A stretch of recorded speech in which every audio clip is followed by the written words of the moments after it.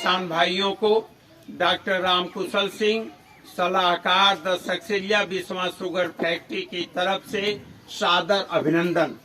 आज मनोज तिवारी जी के ग्राम मुरथना में अंजुल सिंह तोमर के तत्वाधान में और हमारे जो वरिष्ठ गन्ना प्रबंधक अम्बरीश जी हैं, इन सभी लोगों के द्वारा यह जो प्रशिक्षण कार्यक्रम का आयोजन किया गया है, जिसमें जैव कीटनाशी के गुण धर्म के बारे में हम आपसे चर्चा करना चाहते हैं कि जैविक कीटनाशी या कीटनाशक क्यों।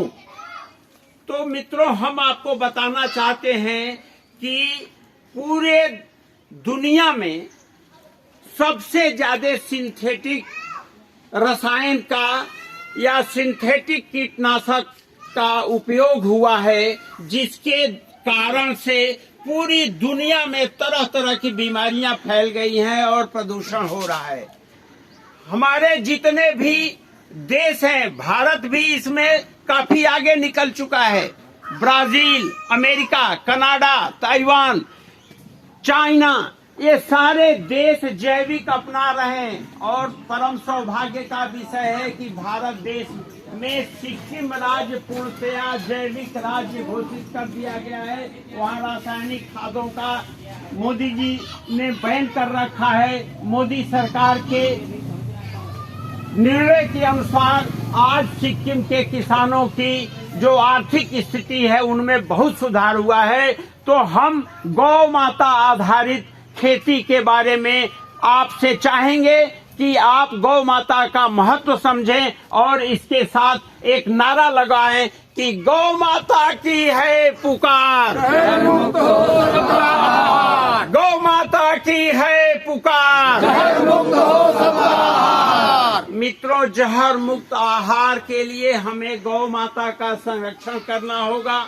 गौ माता को जैसे यहाँ पर प्लेटफॉर्म बनाया गया है ताकि उनका मूत्र, सारा मूत्र इकट्ठा हो, उनके गोबर से बनने वाले जितने भी जैव उत्पाद हैं, चाहे वो जीवामृत हो, घन जीवामृत हो या अग्निअस्त्र है, ब्रह्मास्त्र है, नीमास्त्र है, फफूंदी नाशक है, दसपर्णी अर्क है, सोठास्त्र है, बीजामृत है, तो इन सब का उपयोग करें और जहर मुक्त खेती करें।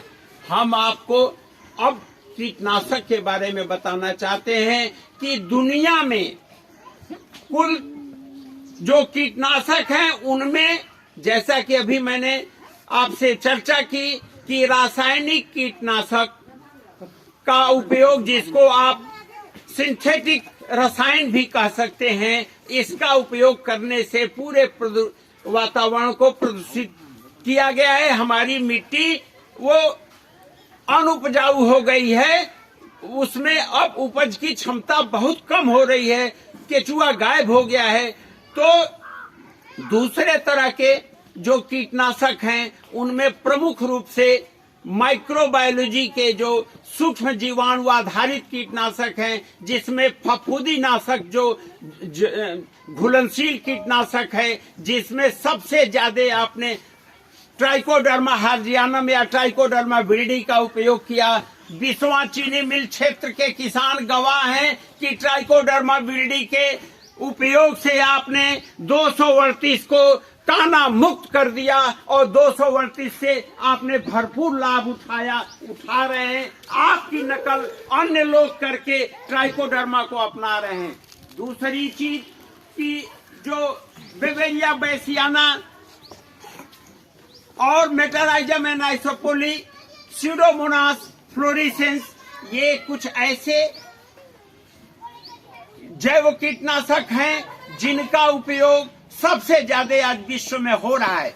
अब हम बात करते हैं कि पौधों के अर्क के रूप में जो कीटनाशक बनाए जा रहे हैं, तो पौधों का अर्क, चाहे वो दसपर्णी पौधा हो, चाहे वो अलग अलग नीम का हो, चाहे अरंडी का हो, चाहे धतूरा का हो, चाहे वो यूकेलिप्टस का हो, इन सबके अर्क को दो रूप में बांटा गया है। एक जलीय कीटनाशक और एक इथेनॉलिक कीटनाशक, यानी जो अर्क हम निकालेंगे उसको जलीय अर्क कहेंगे और दूसरे को इथेनॉलिक अर्क कहते हैं। मित्रों, जो हम यहाँ बनाने जा रहे हैं, जिसमें हमारी पहली वीडियो जिसको देखने के लिए आपको @डॉक्टर राम कुशल सिंह करके YouTube चैनल पर जाएं और हमारी वीडियो में देखें कि बायोपेस्टिसाइड बनाने की विधि क्या है। और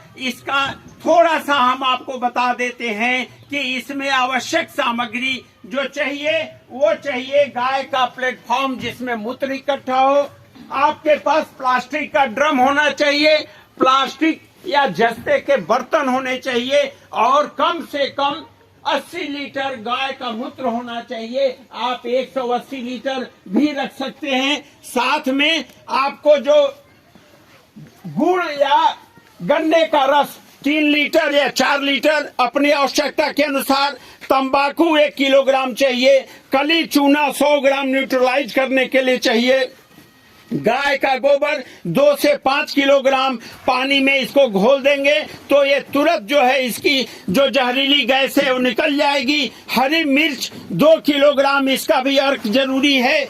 और साथ में अमरूद 1 किलोग्राम, इसी के साथ अरंडी की पत्ती 1 किलोग्राम,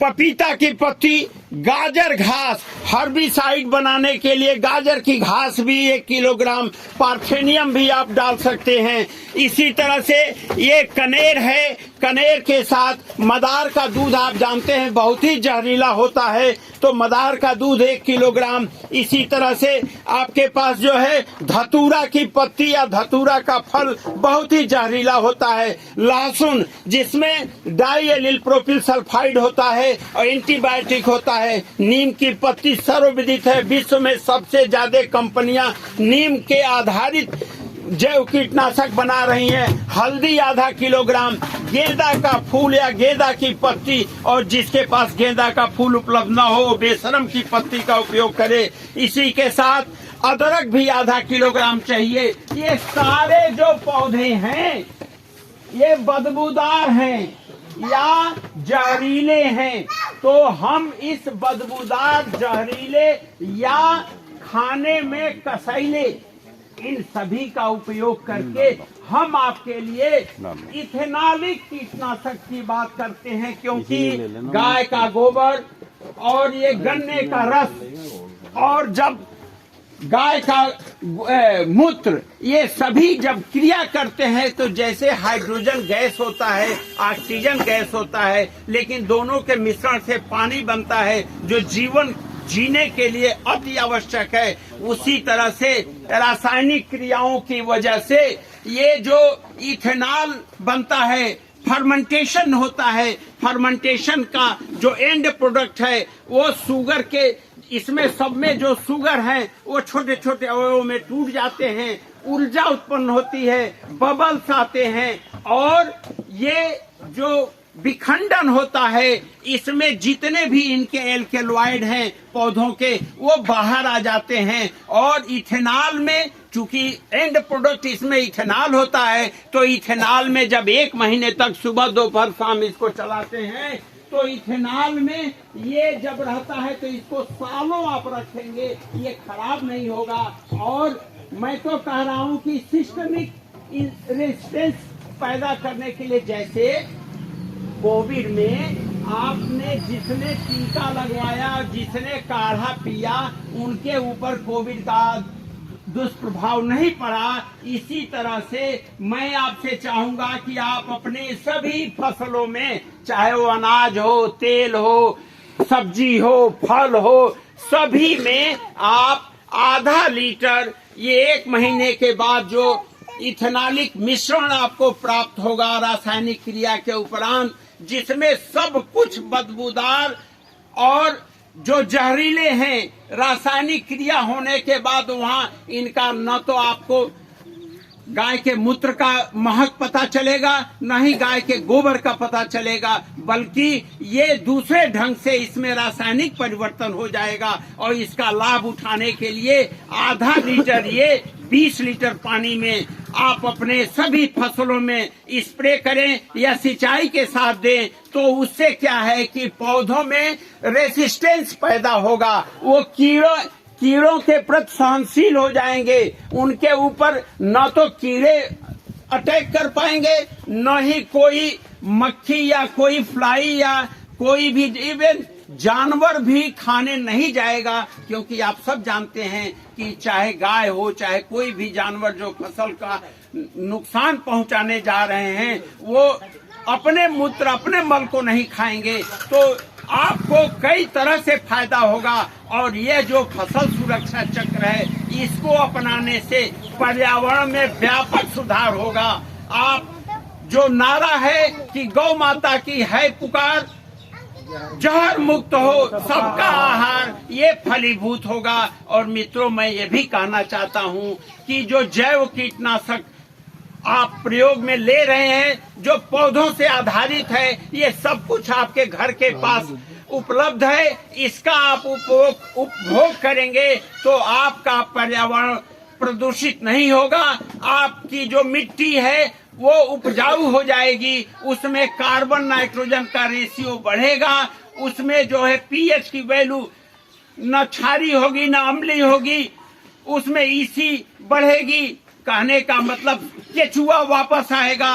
तो आप हर हालत में, क्योंकि आप जानते हैं कि ये ऋषि परंपरा है, गौ माता जो कामधेनु के रूप में वेदों में कही गई हैं, तो ये गौ माता के जो रोम रोम में कहा गया है देवताओं का वास होता है। मैं कहता हूं कि जिस गौ माता के दूध से अच्छा कोई दूध नहीं होता, दही से अच्छी दही नहीं होती, घी से अच्छा घी नहीं होता, जिसमें किसी तरह का हानिकारक कोलेस्ट्रॉल नहीं पाया जाता है, जिनके गोबर में ईस्ट होता है, ये जो एथेनॉलिक प्रक्रिया हो रही है, ये गोबर के अंदर जो ट्राइकोडर्मा है, जो ईस्ट है या जो बैक्टीरिया है स्यूडोमोनास बैसिलस, उनके द्वारा अपघटन की प्रक्रिया हो रही है। तो इसके महत्व को आप जाने।